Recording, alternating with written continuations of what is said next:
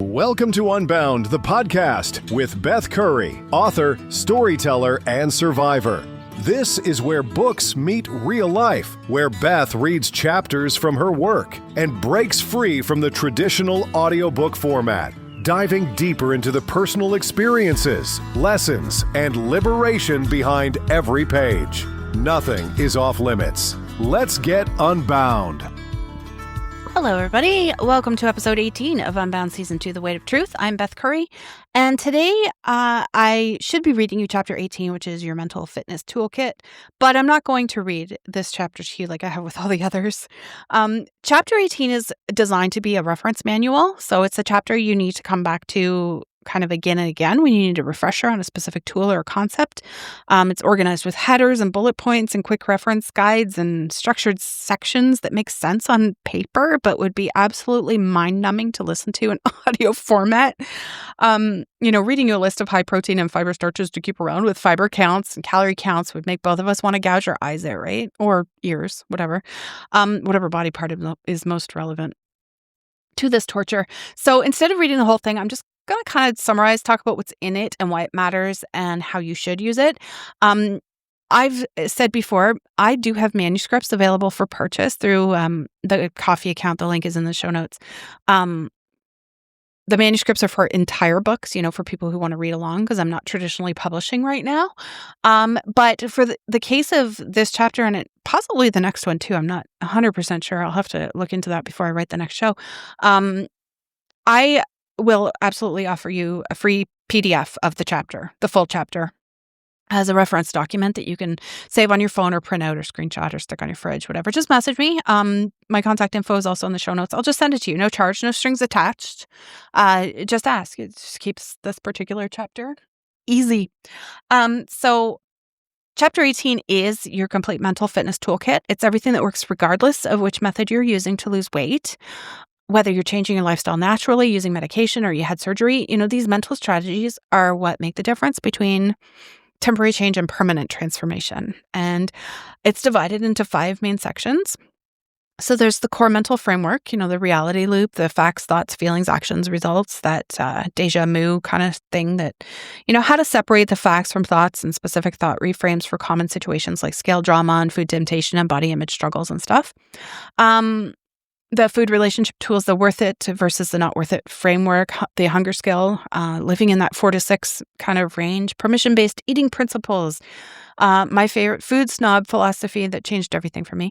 There's the urge management system, the groove shift method for cravings, the temptation jar system, or whatever you're calling it, emergency responses for difficult moments when you want to give up or you're being sabotaged.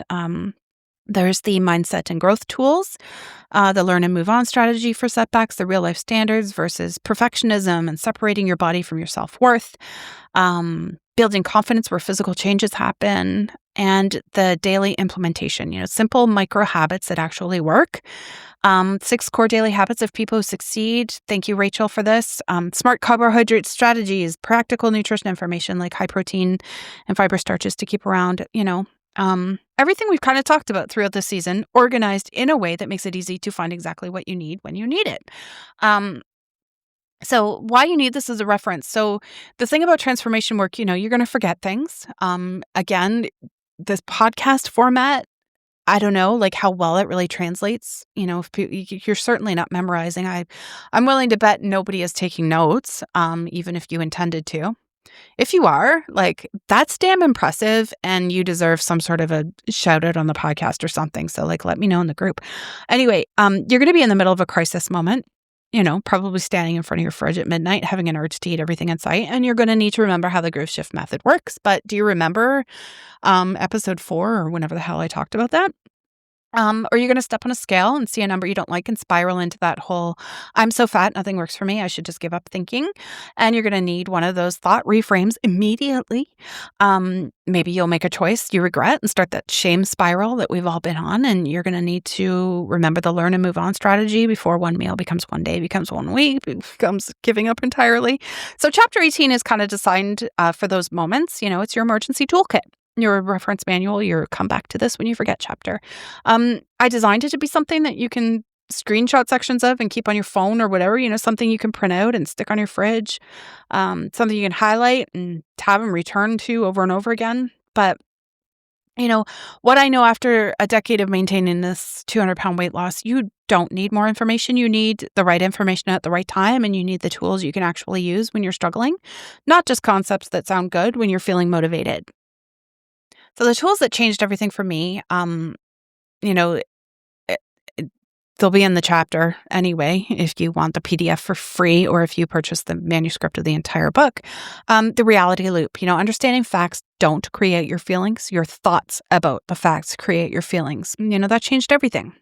The scale showing a certain number is just a fact. I'm so fat is a thought about that fact. But this is just information is a different thought about the same fact. Same fact, different feelings and actions depending on which thought you choose, right? The worth it versus not worth it framework. So this is how I stopped wasting calories on food I didn't even really enjoy. Before eating anything, I ask myself, is this worth it to me right now? If yes, I enjoy it fully without the guilt. If no, I don't waste my time or energy on it. It's that simple. And I don't really like kale. So I'll do romaine instead, or spinach, or even iceberg. I don't have to eat kale because I'm dieting. I'm not dieting. I don't like kale. I'm not going to eat kale. Anyway, so that's the food snob kind of stuff that you'll read about in the chapter. The groove shift method, how I manage food addiction urges, stop, breathe, win. Rachel, again, thank you so much. Recognize the urge, remind myself it will pass in 90 seconds, breathe through it instead of eating through it. Every time I do this successfully, I put a bean or lentil in my jar. 100 victories often equals 5 to 10 pounds because each one represents a time I would have eaten when I wasn't hungry. The learn and move on. This is what keeps me from spiraling after making choices I regret. Just ask myself, what can I learn for next time? Choose a helpful thought, like this was information, not failure. And then immediately do one thing that aligns with my goals, like having a drink of water or whatever. No shame spiral, no giving up, just learn and move on. Don't beat myself up for shit. Going back to the food snob philosophy, it sounds ridiculous, but it's pretty revolutionary. Do not settle for those foods. Choose the version you actually like. Honor your taste buds. I don't eat tilapia. That makes me gag. I'll eat fish sometimes, but it's going to be a fish that I like to eat. I eat foods I actually enjoy. And because of that, I eat less overall because real satisfaction leaves you full and done instead of constantly hunting for something else. And permission-based eating, big, big, big, big deal. No food is off limits. None. There is not one food that is off limits unless you don't like it and you're being a food snob. This reduces the rebellious forbidden fruit mentality that leads to binge eating. So when you know you can have something anytime, the urgency to have it right now decreases. So when food isn't forbidden, it loses its power over you. And all of these tools are explained in detail in Chapter 18 with specific examples, step-by-step instructions, and practical applications. Here's what I want you to do with Chapter 18. Get the PDF, message me, and I'll send it to you. Just keep it on your phone, print it out, make it accessible for when you need it. Identify your top 3 to 5 tools, which ones resonate most with you right now. Which ones do you need most urgently? Start with just those. You can screenshot them or write them out, put them somewhere you'll see them when you need them. Phone wallpaper, sticky notes in your bathroom mirror, whatever, index cards in your wallet, whatever works for you. Come back to it regularly. This isn't a read once and forget chapter. It's your comeback chapter. When you're struggling, when you forget, when you need a refresher, just come back to it and practice one tool at a time. Don't try to implement everything at once. Pick one tool and practice it until it becomes automatic, and then add another one. The chapter ends with some core principles that summarize everything. Eat with intention, not guilt. Choose foods you actually enjoy. Pick the carbs you love the most.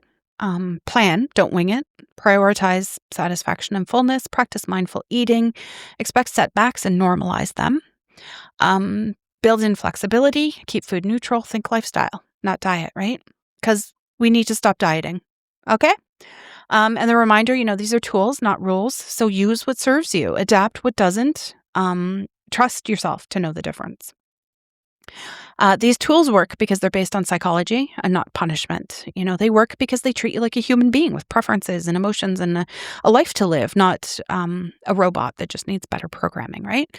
They work because they address the mental game, not just the physical mechanics of eating less and moving more. They work because they're designed for real life, not for perfect conditions that absolutely don't exist. They work because I use them to lose over 200 pounds and maintain that loss for over a decade now. They work because thousands of people in my communities have used them to transform their relationships with food and their bodies. They work because they're sustainable. They work because they don't require you to be perfect. They work because they meet you where you are and help you get to where you want to be. And they work because they're based on this fundamental truth. You are not broken, you are not lazy, and you don't have to earn your worth through suffering. You should have that memorized by now. You're just someone learning to treat yourself like someone you love. And the rest kind of follows from that.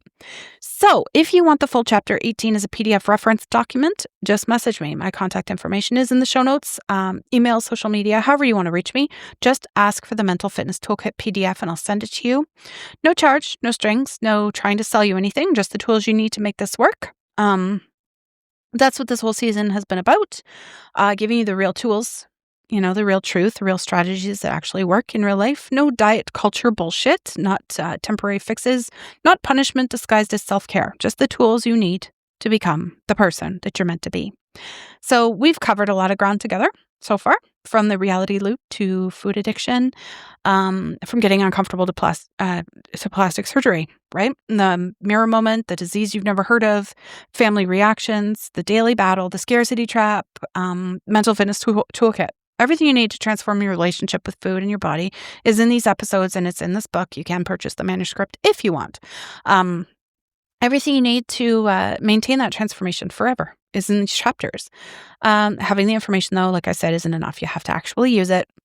You have to practice it. You have to come back to it when you forget. You have to choose it again and again until it becomes who you are. That's the work. That's the daily battle. That's the price of admission to the life that you actually want to live. And it's worth it. Every single day, it's worth it. So yeah, that's it for this episode.